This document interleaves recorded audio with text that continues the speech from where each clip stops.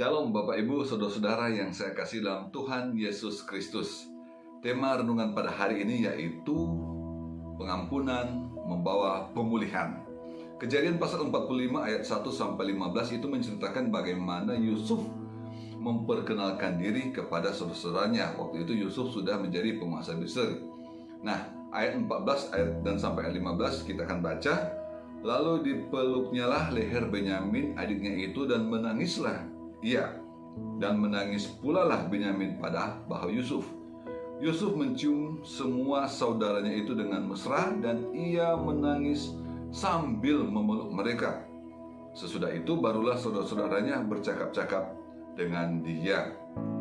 Bapak Ibu Saudara, Yusuf memberikan teladan yang sangat luar biasa. Bagaimana dia tidak menyimpan dendam kepada saudara-saudaranya atas perbuatan mereka kepada dia di masa yang lampau. Bahkan Yusuf mengampuni saudara-saudaranya walaupun dia mempunyai kesempatan dan kekuasaan tanpa batas untuk balas dendam. Nah, apalagi Yusuf ini penguasa di Mesir dan saudara-saudaranya itu dalam kondisi susah dan terjepit. Jadi sangat memungkinkan bagi Yusuf untuk bisa balas dendam. Tapi ini poin yang penting. Yusuf memilih untuk mengampuni.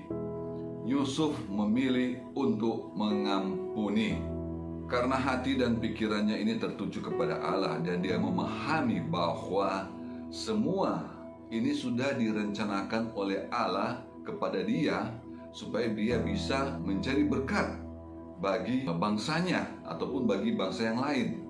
Nah, Bapak Ibu, kita bisa lihat di sini bahwa bila seseorang melakukan kehendak Tuhan, maka Tuhan akan berkuasa sepenuhnya dalam kehidupannya.